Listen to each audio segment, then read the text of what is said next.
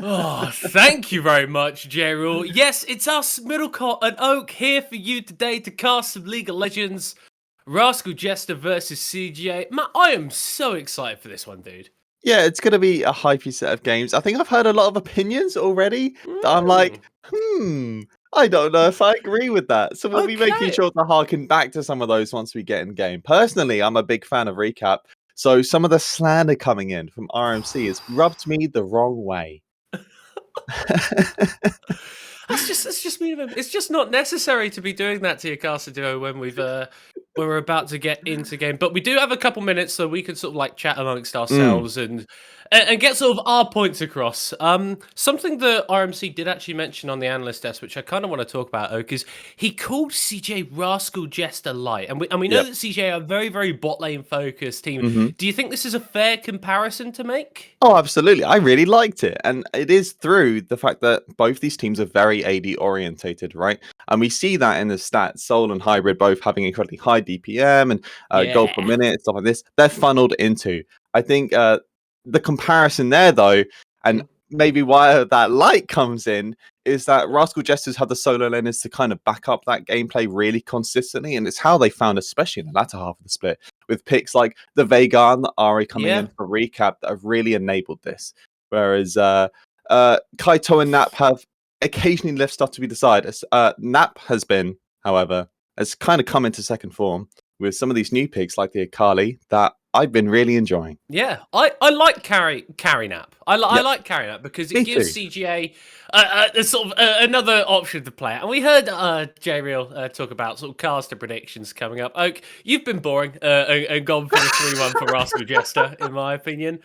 I feel like my personal prediction is slightly more spicy, if a little bit optimistic, though. I need the wins. I don't think you understand. I'm terrible at these votes normally, so I have to vote safely here to That's start and fair get enough. some. That's At fair least at the enough. start, maybe when we get to quarters or semis, I can be like, "Hey, this is crazy Start stuff." like just being a little bit like crazy. 30 core 3-0. Well, of course, they're going to be playing in our other match that we've got They will sort of be. playing this week's day, up against the Hawks. So I think like we both expected Hawks to be playing today. Like I don't think we quite expected Rascal Jester to go for a matchup against a team which I think stylistically they've obviously got a lot of those strengths in the same place. And I think this is kind of where I think people are going, okay, Rascal Jester can get a game right, or CJ can get a game right, or potentially even 3, is that if Hybrid is able to become very, very strong in that early game, I feel like that inherently puts Soul at a deficit, and then that puts Rascal Jester in a really rough spot.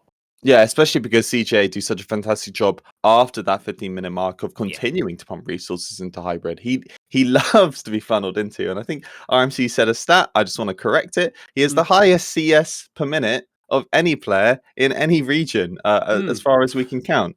This man just gets gold funneled into him, and that doesn't really reflect in the CS of 15. It's really ours at that point where they keep putting resources into him. Yeah, well, we're going to see where they put those resources in the draft as we are jumping into that one. Obviously, best of 5 setup. Okay, so winner of this game is not pivotal in the matchup, but getting yourself an early advantage is going to feel good. Oak, anything crazy that we want to see? Anything that you expect to be taken off the table? How do you think the teams want to play it? I honestly, Rascal Jester immediately starting with the attack in the mid lane.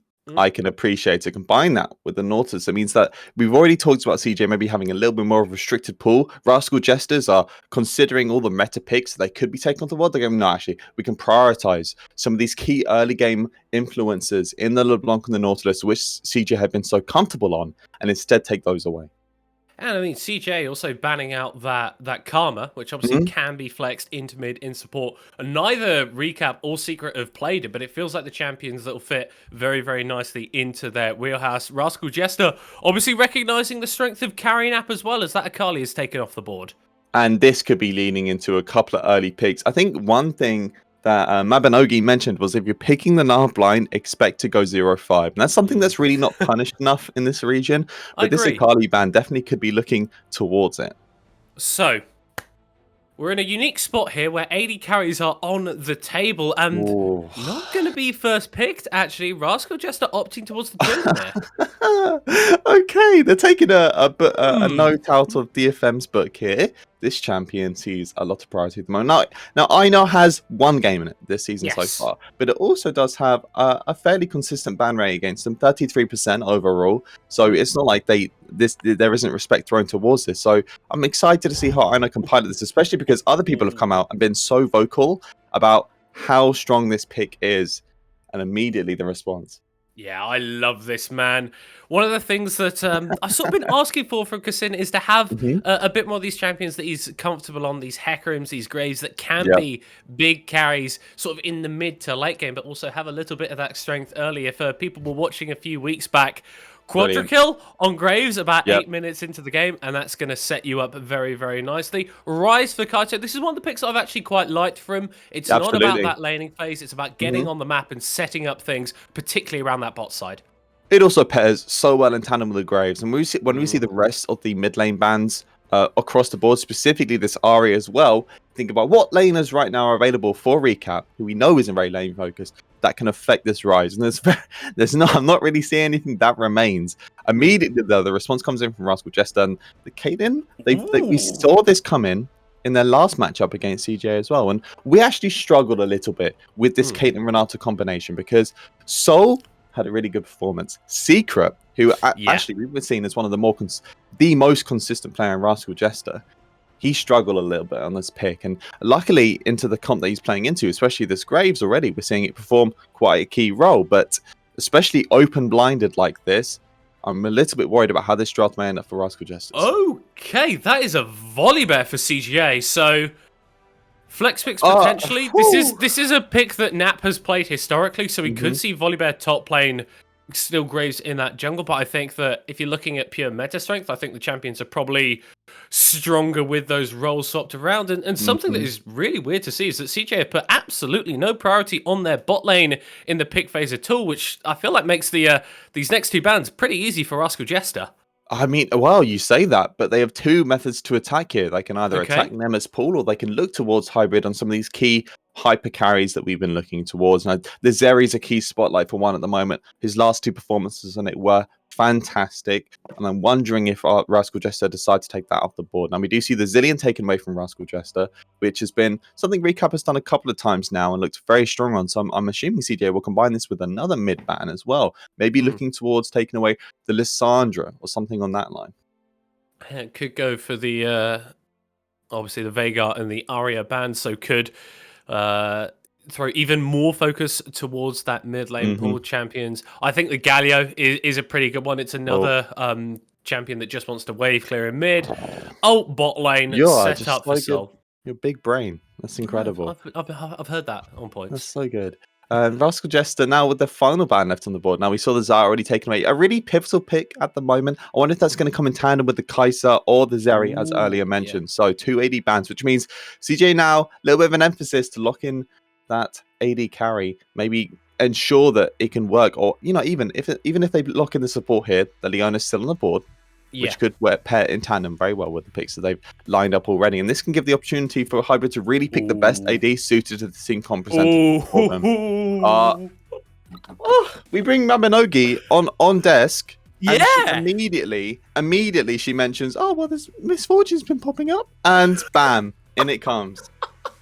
Well, you say it has been one of these picks that has been rising in priority for the whispers various people. It's not something that you've seen a lot of in pro play, but if you follow the right Twitter accounts, I think that you know a little bit more about this. Recap going to respond to the rise in the mid lane with actually a Syndra, and it's the first time that they've picked that up this season. So Rascal Jester are showing innovation in solo lanes, which is exactly what we wanted to see. Yeah, we expected. I mean, look at Secret's pool. This split thus far. The billion champion picked aboard. Recap's also been very eager to pick new champions coming in. Lord. We saw the Sion mid at one point, remember? So, actually that wasn't top lane, but yeah. So it's exciting to see.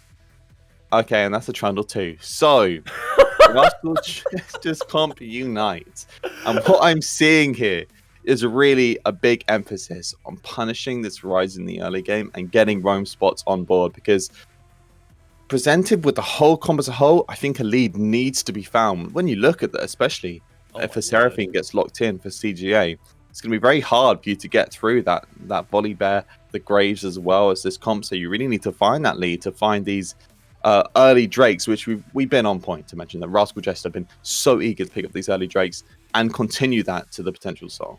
Yeah, it's all about sort of the bot side of the map. That's where the focus is going to be. And sort of ask the question whether we're going to have more standard stuff in this game one, or we're going to have stuff which is a little bit more spicy. I think we've definitely gone down like the 3 chilies route. Like there is a decent amount of spice in this draft. There's a decent number of new picks, and I'm wondering which side that actually favors, because I feel like we came into this with Rascal Jester very clearly being the team in the advantage that a lot of our analysts are favoring. But if CGA throw a couple curveballs at them, I feel like that could change quite quickly, Oak. Is that how you think about it? Because in my eyes, I'm looking at the fact that Recap already has 11 unique champions played this split thus far. We see Secret on 13, I think it is. So they're already very attuned to playing new playstyles. I think the Renata Glask is going to be where my eyes are laid on here, because last performance left something to be desired. They still won that game. I just want to mention very handily too, through a very strong laning phase coming up from Soul and them just playing through the Caitlyn. Very, very good performance overall for the team.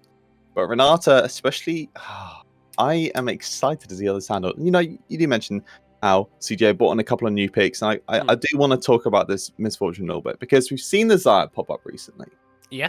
You get that tier coming in with the Manamune, you get the Eclipse as well as your Serolda's Grudge, very big 2 to 3 item spike. Misfortune replicates this, but instead of the amount of ridiculous peel that Xayah has and the counter engage options, well, Misfortune instead has bullet time, which is probably it's the classic team fighting AoE tool from an AD carry, and it's going to be really eyes are on him to find the right timings to use this ultimate to affect some of these team fights, because if it's pulled off correctly, I think we're seeing a few key CC tools come out from Rascal Jesters. By and large, if we see Pillar down, if Recap isn't in position to scatter the weak, or that Renata ulti isn't available, it's really hard for Rascal Jesters to interrupt that.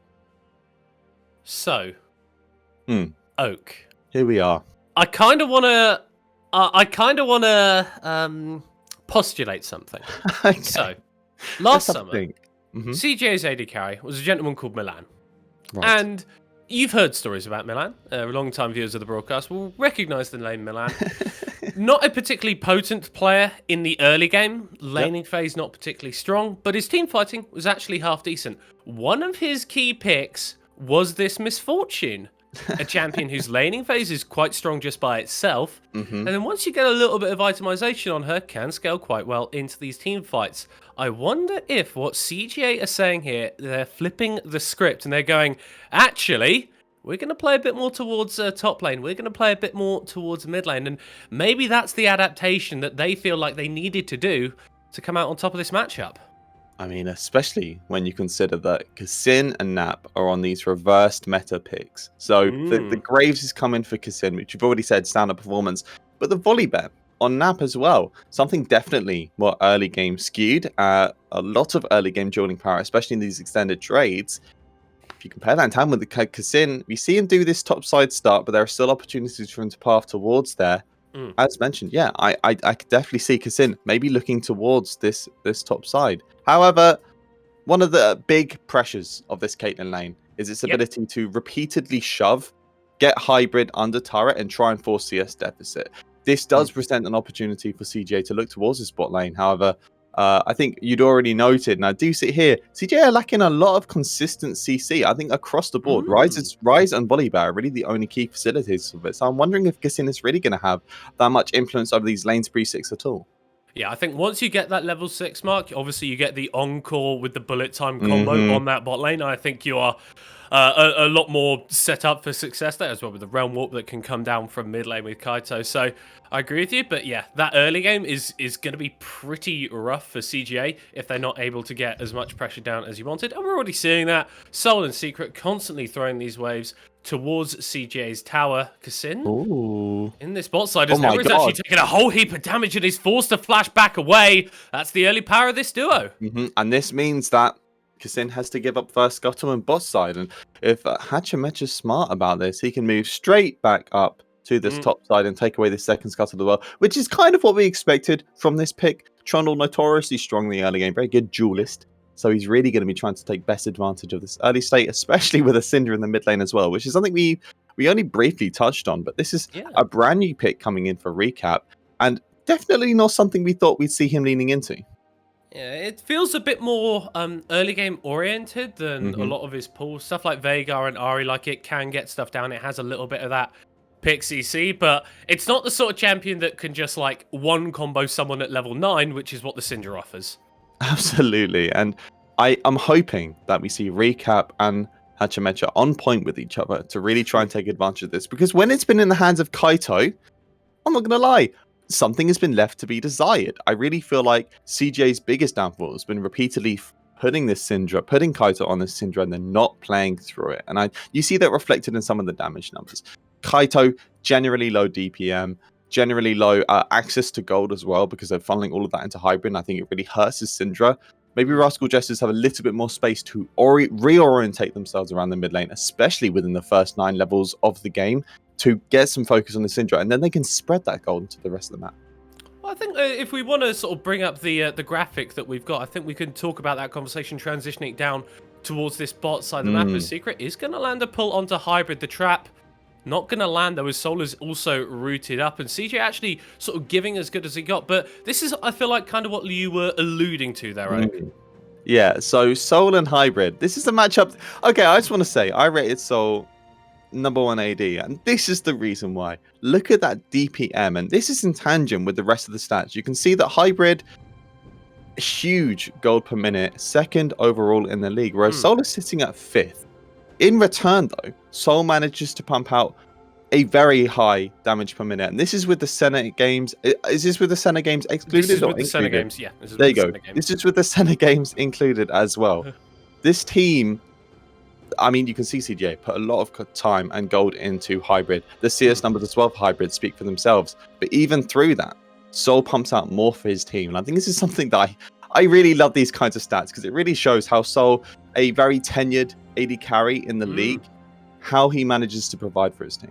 Well, and the thing is as well, like we're talking about hybrid being a bit lower down, 585 DPM is not a it's small still number. Very good. That is still a very, very large number. And if any AD carry is doing that amount of damage on my team, I am very, very happy with them. But Soul has just been that level above at points this split. 6 minutes into the game, so Drake is on the Rift, and Kassin looking to take a back here. Rascal Jester moving up, can secure this one fairly early. Very cheeky. Pillar comes in, and I think, to be honest, I'm hoping Rascal Jester take the initiative, get these waves shoved in, and look for this first Drake, because it's really what this comp is about. When you have the Syndrome, that unleashed power, such a big level 6 tool, and when you don't combine it with a very heavy ganking jungler, instead you need to make sure it gets usage as a pressure tool across the map. So you see now they get this shove in the mid side, as well as Soul moving down. It means that they're looking towards this first Drake. Yeah, it's a little bit of sort of proactivity in the early game from Rascal Jester, not something that we've characterize them as. We've not talked about them as being an early game team, but they're quite good at doing stuff like this, just pressuring people away, gaining objectives without necessarily needing to fight. And they've been very happy to use Soul and Secret's lane priority to get advantage state for these first Drakes. It's something we've seen repeatedly, even through their lack of early game focus overall. So I'm sorry. I'm sorry. I have not read that tweet from Hachimecha. My sister told me that I got disqualified from the match. It was my little, that is. I'm not gonna lie. Hachimecha, you're getting on a bit, but you're only 29. You shouldn't be going senile just yet. He's 29? He's 29. He's 29. We've got some experienced players in the LJL. Like talking about how he was one of the 2 players that were actually a part of the last time these 2 teams met in that best of 5 back in 2020. As we could be seeing some action here in the bot lane. Nema comboed up and just taken down so easily. First blood of playoffs goes to recap. And this is we mentioned it already. This is something we wanted to see. Now, CJ immediately go for the response, but a fantastic early punish on this bot side. And the priority we wanted to see from this Syndra, something we love to see. Unleash Power combined with a Scatter the Weak to pick up that first blood as well. And going on to the Syndra as well, which means that tier start doesn't really mean too much overall. Oh my There's god. a fair bit of damage down from a hybrid onto Soul. Who was very confident that bullet time was not going to take him out, still holding on to that flash. So it doesn't have to burn the flash out to that bullet time, but it does put him in a bit of a scary position, especially as Hachimecha clears slow. Your flash forward. Oh! So that's why you pop the pot man survives on single-digit HP. He's been very, very naughty boy there. Shouldn't be staying in lane, especially with this wave now slow pushing in. It means that Hachimecha's forced the path down towards his bot side, just to ensure some safety for this lane now. A little bit unfortunate, but yeah, only someone is traded, which is probably a net win for Rascal Jesters. He does have access to that net as well, so a little bit more mobility on the side of the Caitlyn. And I mean, you just look at the sort of raw numbers as well. Not only has Soul taken a couple of those tower plates, the CS difference is pretty substantial as well. So even if the 1v1s look close, as we get later into the game, as we get more itemization down onto these AD carries, feels like it's going to be Soul coming out on top. And look at this repeatedly. Hachimecha's just been pumping time into this bot side. It's something that we see him do a lot. He prefers this kind of jungle style where he remains relatively close to his laners to ensure that they have the stability within their lanes to repeatedly get these wave shoves, to look for picks if they want to, but not to really just to be there to counteract any aggression from Kissin. And it's something that I love to see him on, especially something like this Trundle, which performs so well in that role. Yeah, it's a really big counter-ganking champion, but unfortunately doesn't clear the jungle quite as quickly. We're starting to see Kissin build up an advantage. I don't know what the Observer's doing. Kind of just showing us that there's a stopwatch almost online for the Rise, I think. So as recap maybe caught out here. Kissin goes over the wall, and that is an instant flash. You just need to do that. The Realm Warp is going to follow forward as Kaito not quite going to connect with a Rune Prison, and Hachimecha not in range to pressurize the mid-jungle duo from CJ. That's a stun, but it's not going to be too much more. Absolutely. I mean, Hachimecha does show, though, and the pillar comes out with the Caitlyn ulti. Yeah, he's forced to ult back there, and will get that dash away. Subjugate traded as well, though, so both junglers using their ultimates, but not able to get too much more than that. And even with this, Rascal Jester, even with having to play on the back foot, they immediately take control of the game again and use these ultimates to try and take an aggressive stance. And because of that, it means that Kassin's trying to see whatever spacing he can get on the map, and in turn blows the Herald early just to get a bit of play gold on him and Kaito. Yeah, and this is the weird thing. We said that maybe CGA would not play towards this bot lane as much, try and treat it as sort of a self-sufficient entity. And whilst Kassin has not been the most active on the map, he definitely hasn't been looking bot lane. Hachimecha throws up the frozen domain, and we could be in for dive number 2, Electric Boogaloo.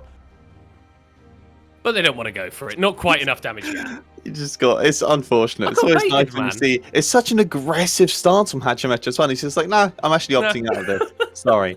But you mentioned this, and I want to cover this briefly, because Kassin definitely had some early game access. We talked about limitations in the bot side, especially pre-6, but Nap in the top side has been repeatedly shoved in by Ino, and this is how this lane has remained relatively neutral. Ino has just shoved waves, always had minion advantage, so Naps really hasn't been able to interact with him too much, especially when that rage bar is full.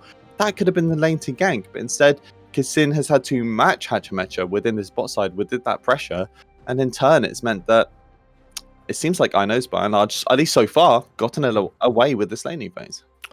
Yeah, even on CS with a Volibear is pretty good. I know the champion not really played in that top lane too much anymore, but I'm seeing. We'll see if the fight starts. Looks like Hachimecha's just going to walk out from this as Kaito's walking down, but I'm seeing a certain wand on the side of Nap there on the Volibear. That is a blasting wand. It is a blasting wand, so maybe we'll be seeing an AP build opted towards the Wizard Bear, perhaps. The Wizard Bear. He has a magical hat.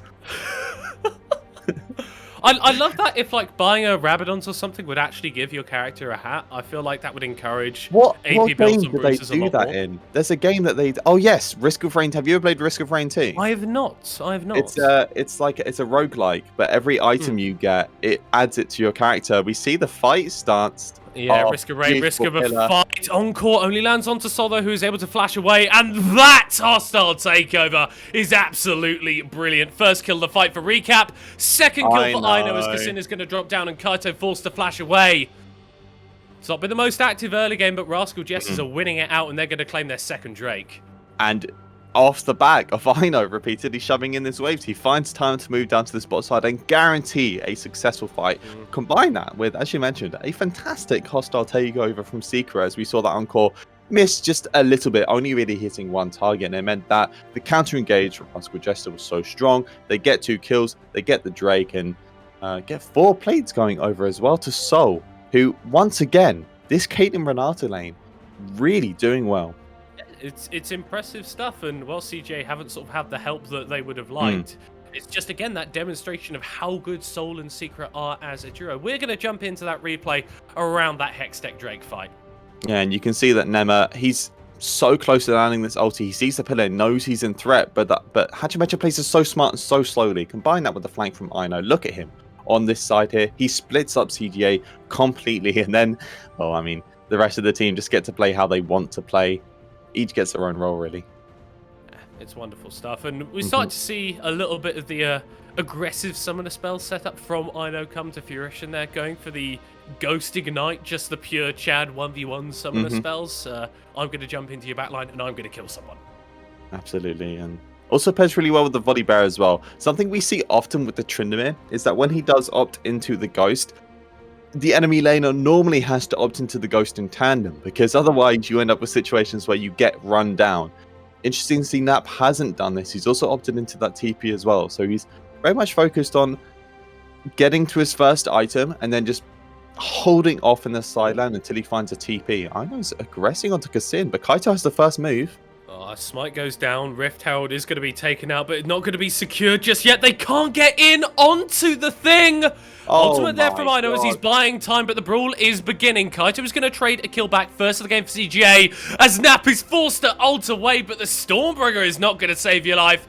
Hachimecha now chasing down Kaito, who has no flash, no stun though, and he's able to walk it away. There's not going to be any follow-up from other CGA members as Secret and Soul are pushing in this mid lane. It was a fairly even fight, but it's still Rascal Jester coming out on top. Absolutely, and it's also an exchange of powers now immediately afterwards. You see Rascal Jester, now Hybrid stayed in the bot side to make sure he's in a kind of a safety net, catch this way, but in return this means that Rascal Jester's alongside with those 2 kills, they pick up the first turret in mid lane as well. We get to see the replay here now. Key things to look out for is, even through this, CJ had first rotate. They had Kaito on the side and Nap as well. Hachimecha and Recap did a fantastic job of neutralizing Kaito, and it means that even with this Undying Rage coming in super early, they still pick off Kassin, and this ultimately leads to that. And then on top of that, I think Nap, this blasting one may not have been the best pickup for you, buddy, because absolutely blown up by the Unleashed power. Yeah, that Volley Bear is definitely not a tank at the moment. Looks like he's going towards the Riftmaker, which, I mean, we've seen on AP top lane Volley Bear before, but I feel like maybe off meta for a reason. One thing I do just want to briefly highlight in that fight was Hachimecha's pillar meant that Kassin couldn't pick up that Herald. So all that time invested in this top side from CGA, ultimately not really getting them anything. Incredible. I didn't even notice that. Incredible pillar coming up from Hachimecha. Now, I know playing, maybe seeing Kaito and Kassin. Yeah, it's just a little bit of a start for Crest. They really want to unlock some of these turrets in return now, because we're seeing that gold lead for Rascal Jester. 3k now, only 17 minutes in the game. And I think CJ kind of understand that and realize, okay, we need to start using the ebb and flow of power to maybe get stuff on the other side of the map. But, Oak, how many times have you said that? 3k gold lead for Rascal Jester at 17 minutes. This isn't an early game team. This isn't a team that gets their advantages before the 20-minute mark. It's about like winning lanes, having sort of like 10, 15, 20 CS here or there. And then once you get to that 20-minute mark, when objectives start to become a bit more pivotal, that's where we see Rascal Jester's good fight setups, and that's where we see them get their advantages. That's not what's happened this game. It has been all go right from the get-go. Now there are a couple of key things to counteract with that. Now, number one, Recap isn't on your more traditional supportive style pick. We've seen the Ari be prevalent for him, the Veigar too. Now these work very well off either individual picks or just being that reliable CC tool for your team. The Syndra definitely offers that, but very much more skewed towards winning laning phase and has done so successfully, I'd like to know. This is in tandem with the Caitlyn, which is also very lane focused and notoriously dips in the mid game. The fight starts. Hachimecha potentially caught out here. Hostile takeover only lands onto Nema though. Seraphine doesn't do too much damage with those auto attacks, and it's a lot invested by Rascal Jester. They haven't really been able to get out of the fight. The Encore goes wide. Such a huge ultimate not being effective, and that means that Ino is able to take out Nap at the beginning of the fight. The week is massive. Recap, it's your first Syndra game of the split, but that looks like you've been maining this champion for years. Oh my god, a fantastic play, and this should lead up to pick up this turret T2 as well. A Secret flashes forward. You're seeing the aggression come out from Rascal Jester. It seems like they may have read our notes beforehand because they really wanted to take this early game by storm and are doing so fantastically. 4 kills. They almost get that tier 2 in the mid lane as well as picking up that third Drake on a 19-minute timer. They are right on point to look towards this early soul. And I mean, you can see how aggressively this starts the map. I want you to keep your eyes on Soul throughout this fight because even though he doesn't see this flank coming in from Nap, he's still playing so aggressively here, pumping out DPM, and this is what we know him so well for. It was absolutely fantastic, and I felt like that RJ have flubbed the engage a little bit, but that Encore just going millimeters wide means that you're not getting that lockdown onto those priority targets of Ino and of Solan. The rest of the fight becomes so easy to clean up, and that was absolutely beautiful from Recap. He played a bunch of the Syndra last year, and you could see that he's not feeling rusty on it at all. And this is why I was a little bit critical of RMC when he was talking about Recap not deserving of the spot, because especially on the Veigar and the Ahri as well has had immaculate team fighting, and I think we're really seeing that show presence in this game too. Throughout the split, he's done a fantastic performance post 15, as most members of Rascal just have. It's their playstyle, and it just continues here, and I think it's really highlighted that when you combine that with his rotates in the early game, he knew that he's opting towards a more aggressive pick within the first 15 minutes of the game. He played well with that, and then we still see him hit mid-game, hit these skirmishes and these team fights, and perform fantastic. And if this is something that RJ can replicate in the rest of this series, and if they're able to land the victory in this series into the rest of playoffs, it looks damn scary, because this game has emphatically not been about Soul. It's not been about Secret. It's been about these solo lanes securing these advantages. And one of the things that we have criticized some of our sort of second, third place teams, I think this is something that we lay at Sengoku's door, potentially a little bit less, is just where are those extra carries? DFM always feel like a team at the top of the table where the lead can go anywhere and you're going to do good things with it. Maybe we're starting to see Rascal Jester turn into that sort of team, and that definitely makes later playoff games look a little bit more interesting. But the here and now is where we need to keep our focus. It's 21 minutes into the game. Baron is live. Rascal Jester are sieging on the mid lane. Yeah, 2 items on Caitlyn now, a notorious low point for this champion, but still, combine that with the amount of gold this team has, it means they're looking towards this tier 2. The siege comp really comes online with this Caitlyn at this point. You're going to be pairing that with Pillar as well as Syndra Scatter of the week, and it's really scary for this incredibly squishy comp coming up DJ to start up. There's the flank coming in. Yeah, there are 2 items on Hybrid. Can he use them effectively? Nema's getting a little bit of an engage off, but Nap, that was the worst flank I've seen in a while. Just gets one shot before he can do anything, and CJ can't follow up. And you say it was Nap's bad flank, but Nema completely flubbing the Encore was the real facilitator for Rascal Jester to continue to take that fight there. And then when the Nap really wasn't in a position to support alongside that, Hybrid can't find any damage in tandem with that bullet time. And then, yeah, very well played from Rascal Jester. Just to keep the pressure, they identify one mistake. Okay, doesn't matter. We keep going now.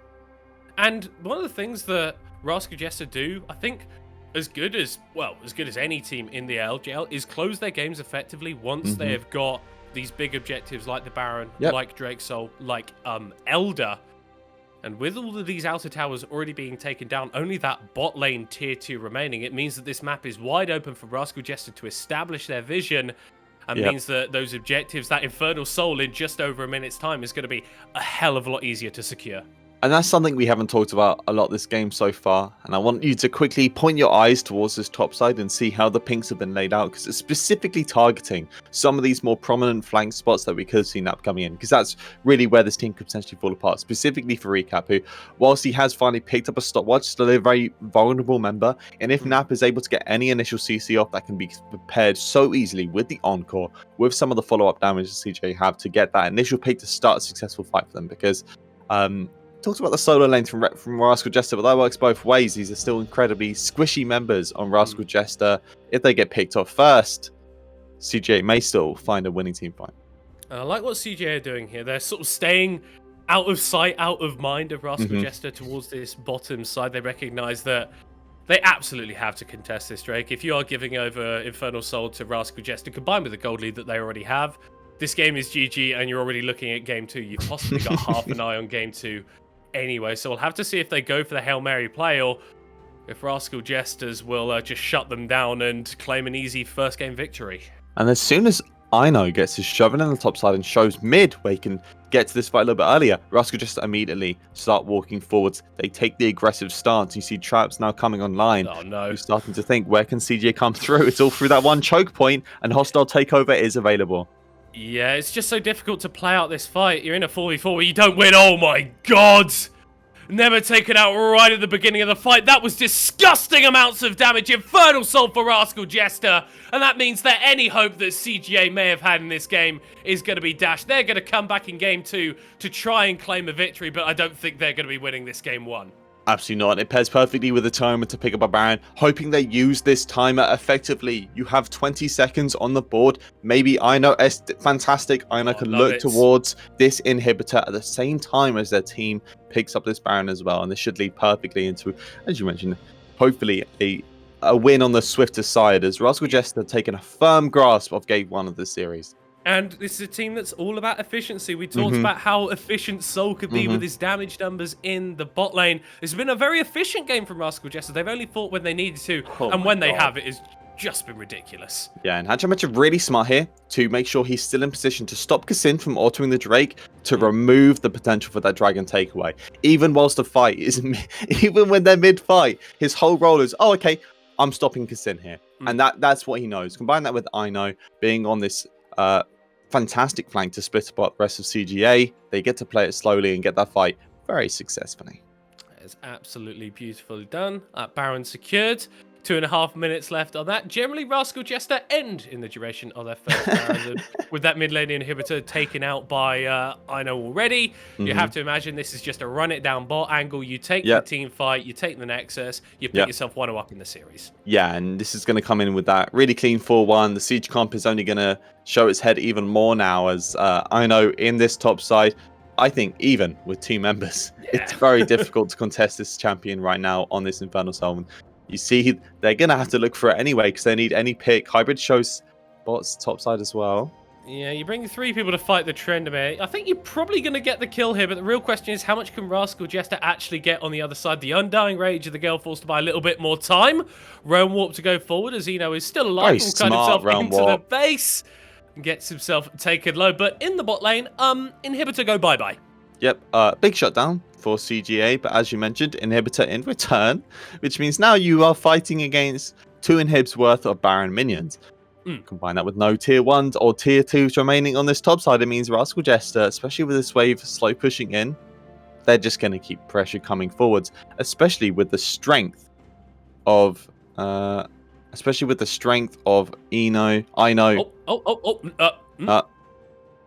Just having some issues there. Tank rise, by the way. Just so you're aware, as it's a flash roll from Nema, and he doesn't get anyone with the Encore once again.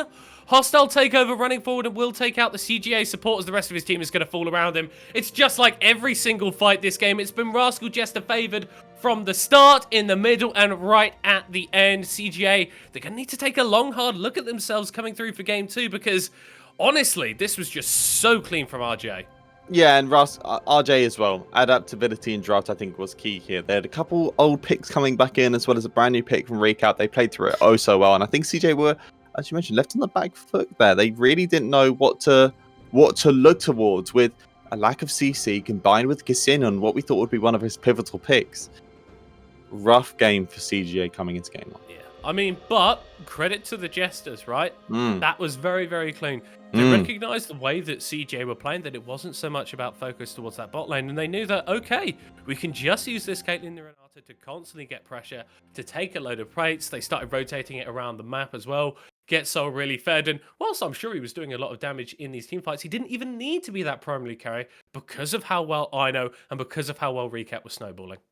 Yeah, it was clean across the board. I don't feel like any member last time Secret played this champion, we had some comments. This time, resounding success. Hostile takeover was repeatedly used to continue these extended team fights so well. When you pair that with Sol, very aggressive stancing during his team fights, Recap using that early game Syndra to its best extent. Clean gameplay, a clean win. Yeah, and I think for CGA, you've tried out, you've experimented a little bit in game 1. It hasn't worked out too much. And I feel like maybe there's a wider discussion that we can have about sort of the time between the end of the regular split and playoffs, how much time you've actually got to innovate and practice these new strategies. Oak, we're going to be jumping to break in just a little bit, but I want some thoughts from you now. How are you feeling about this different style that CGA have pulled out, and do you want to see it in game 2? I think I'm all for a different play style. I think it's just making sure that your teammates are on board together. You can play with each other. Nema did not have the best game 1. And I think on this Seraphine, especially once team fights hit, if you can get out of laning phase relatively scot-free, which remember, by and large, didn't die too much, got some punishes coming from Syndra, but still came out okay. Encore suddenly becomes this fantastic team fighting tool. Never really hit the mark. So my eyes aren't on CJ as a whole. They're on Nema. If you're going to bring in something new, if you're going to continue this, Nautilus Band Awaken you, what else can we pick for this? What else can we slot in here? If you're going to pick something that works well with the team as a whole, make sure it works effectively for you as well. Well, I'm sure the analyst desk are going to have some thoughts on that as well. We are going to be jumping to a short break, but then they're going to be breaking down that game 1 for us and doing a little bit of the setup for game 2. Don't go anywhere. We'll be back in a few.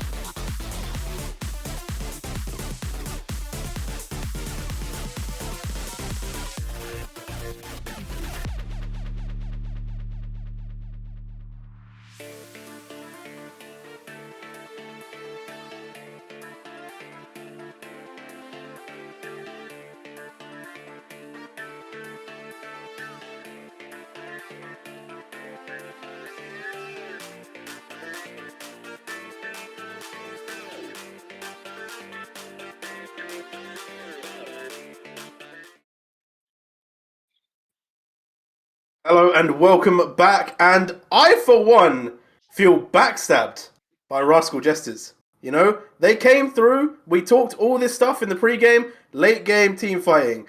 We talked bot lane. None of that happened, you know. Maybe the Rascal Jesters have been learning from the Demon Jester because they deceived all of us, you know, on this desk. And let's kick it off with some of the new picks that we've got to see. Let's start with Rascal Jesters because obviously they were the winners. Tryndamere, Syndra, RMC. What do you think of these ones? Trundle as well.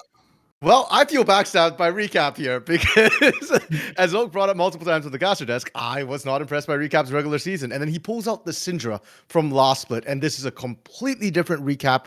We touched on Syndra for Kaito, and we had said that Kaito, if he played Syndra, would need to make early moves. My goodness, did Recap give us a tutorial on how to play the Syndra, and I absolutely adored it. You pair that with Hachimecha on that Trundle getting that early priority, early control, and suddenly the mid jungle for Rascal Jesters absolutely took over. It isolated Soul in secret to dumpster the air lane. I know on the Tryndamere, which kind of got counterpick or got a free counterpick because Nap picked the Volibear after the Tryndamere came through.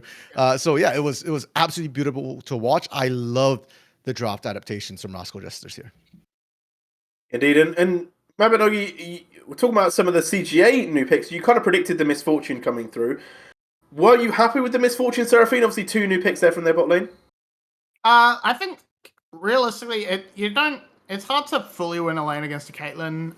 But the MF Seraphine, I saw that locked in and thought, yeah, this is actually a very strong opportunity for CGA to punish the spot lane and try and get a good lead through there. But I have to say, great hooks from the Renata onto the Seraphine, catching her out, putting them into a position where they actually couldn't step up and fight, plus nice roams from Recap.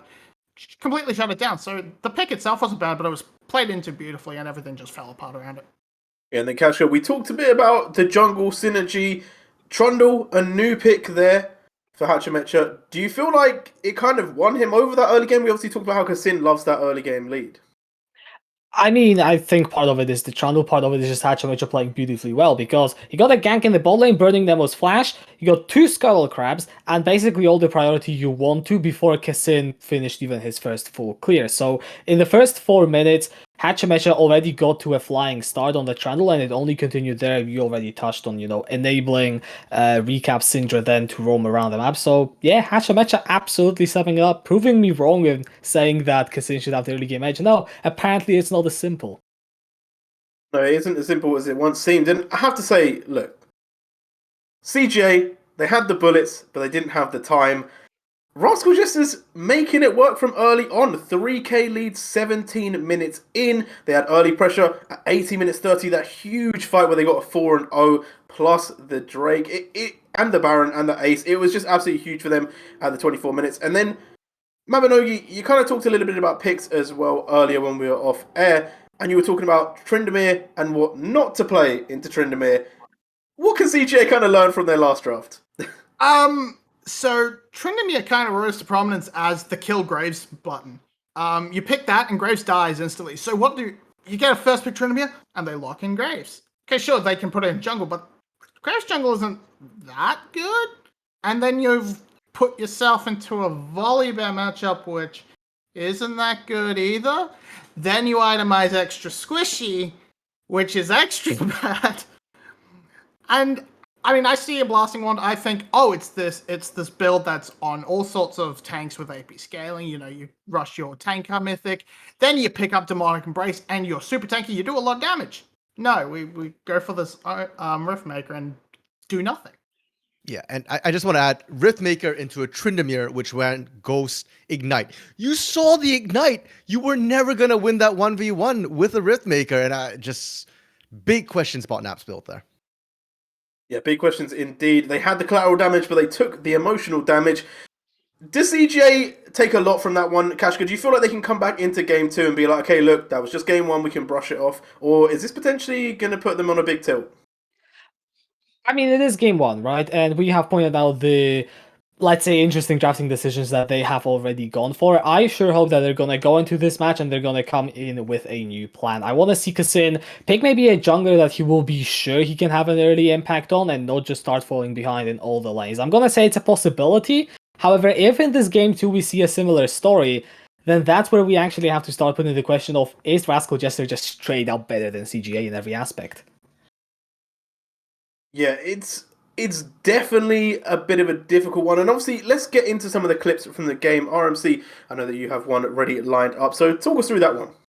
Yeah, so I think a lot of Crest Gaming's issues weren't just the necessarily the draft that came through. I think a lot of it had to do with their execution. And this first clip we can see here was the first blood which came through, and it comes through from Recap roaming down at level 7. Yura Syndra into a rise, and in this particular case, somehow Syndra got first move into the bot lane, into what should have been an isolated bot lane here. And it feels like once you start giving that edge to the Caitlyn, to that Renata, that's when everything goes downhill, because now Secret and Soul are online, they've got a lead, and it shows too in that big dragon fight that you were talking about there, Jeriel, which went 4-0. That huge dragon fight. I don't know if we have a clip for that one, but that was, in my eyes at least, a huge turning point in the game, because it felt like, okay, the game was kind of close at some point, and then boom, 18 minutes 30, yes, they're already 3k ahead, but they just really cemented their lead there, and it just was not what I was expecting from the Jesters. And kind of, obviously we've only got one game to kind of talk about at the moment, but Kashka, do you feel like this early game might actually be a bit of a shift for Rascal Jesters? Do they maybe come back and do the same thing? I mean, they certainly can. I honestly don't see any reasons why not. With how cleanly they play, this looks like a shift of playstyle. And I know Middlecode on the cast said that this is showing that they can play through multiple carries, but what it is also showing for Rascal Jester is that they can play through multiple playstyles. They're not just locked into, alright, we want to scale, we want to play around our bot lane. No, we've got the mid lane, but we can also play early game and just run it back if you want to, I guess. Let CGA do the adaptation. You know, indeed. And I believe that we have a second clip as well, so if we get into that one shortly, I think the Rascal Jesters just in general just had the better time. They were rotating faster. Every item you get, and I think RNC, you with all the clips one, you can talk us through this team fight. Yeah, so this was that first big dragon team fight here. And there's a lot of moving parts. The ones that I want to highlight is the fact that, once again, Rascal Jesters rotate faster. Ido's here without a teleport. Oh yes, Risk of Rain. Have you ever played Risk of Rain too? Nap is still farming topside, and the Tryndamere gets in there, gives them a numbers advantage, and then the Encore hostile takeover sort of trade between Nema and Secret here. We once again see that Secret's just better at using that big team fight. Ultimate there, the hostile takeover just cuts everybody off, stops Hybrid from getting the ultimate off as well. And this is why I'm saying I don't think it's so much the drop right now, Jeriel, as it is just that Rascal Jesters, they are looking better, and it feels like they know what it is or how it is their comp is supposed to function a little bit better. Yeah, and it felt like they weren't really able to do much into the Tryndamere. I know, Mabido, you already kind of talked about what not to pick. What should they pick into the Tryndamere instead? Okay, so there have been a few attempts to answer it. Jace has been okay because you can just knock it away. You can try and run something that, even though you are definitely guaranteed to lose, you are going to be useful regardless. Something along the lines of a tank, a Gragas, something along those lines. I have seen some Camille's absolutely crush Tryndameres, but that is such a skill in terms of matchup and requires jungle assistance early that I don't think it's a good go for Nap. So I think either fall into something like the Jace if you can play it, or a tanky thing that'll be useful no matter what. Go Gragas. That is fair. And we have the last clip coming up. I'm not going to lie. This clip is very reminiscent of the Oscars. Will Smith just slapping Chris Rock, and RMC, talk us through this one. Yeah, so it actually starts with Nap teleporting behind for the flank, and I appreciate that, but we've already been over the issues with Nap's build here is that he's Riftmaker, he's squishy, and once again, the hostile takeover from Secret, beautiful. Against teams, or against compositions with tools like Encore, like Crescendo, like hostile takeover here, flanking is always very dangerous, and you could see the hostile takeover, the slight diagonal slot, cut off the entire lane, and that meant that Nap ran solo through the entire enemy team with no real tank item completed yet. The Randuin's wasn't finished at that point in time, and it just doesn't work. He just gave up a free turret, gave up free kill. Yeah, shout out Namera for the inspiration for that last joke, by the way. But also, I have to ask, he also gave us a bit more advice. He said in the last series, it was 3-2, and we kind of touched about that earlier on. Kashka, do you feel like that could be a possibility from what we've seen today and in this season, or do you think, okay, look, this game is kind of representative of what we're potentially going to see for the rest of the season, the rest of the series? I think it's not looking great if you're CGA. That's my, reductive takeaway. Of course, this is just the game one, sample size one. Early game fell apart. There isn't that much you can really do from set position. So I want to see CGA in a game where they aren't necessarily falling behind early. Then I can make this judgment because, yeah, right now there are question marks, but Rascal Jesters feeling great. You just need to repeat this 2 more times, really, and you're through to next round. Yeah, they would be through to the next round. And Mavanogi, I kind of want to talk a little bit more about pick and ban because I feel like we saw some interesting switch ups in the ban. We saw the Nautilus banned out. We also saw a lot of mid lane and bot lane focus. Do you feel like CGA need to maybe shift their focus to some top lane bans now, or do they kind of stick with what they already did? I don't think the ban strategy was particularly bad. Again, I think they really dug themselves a huge hole with their top jungle duo. Specifically, I feel going Graves and then drafting very little reliable setup for him. You have Arun Prison and maybe the Q from Volley Bear. That's it. And so you can't actually make any moves into these lanes, and they were 3 pushing lanes, so you should be able to try and attack them. It didn't happen. So I think something a bit more standard, something easier to execute, that's what you need to fall back on. Guaranteed early pressure, at least Sin would be nice. Something like along those lines. That you can just get in, affect these lanes, because at the moment, with that strategy they had, Cashin was invisible, and he was the one CGA player that made the All-Pros. So you kind of need him to show up, right? Yeah, no, definitely, indeed, definitely need them to show up. Kashka, a similar one to you. Actually, you know what? We'll get your thoughts after this one. So far, we've seen the Rascal Jesters can play late game in the series. They've now shown that they've got a 2 Shiv Poison. Also looking at their early game. We're going to throw it to the casters, though. Medical Oak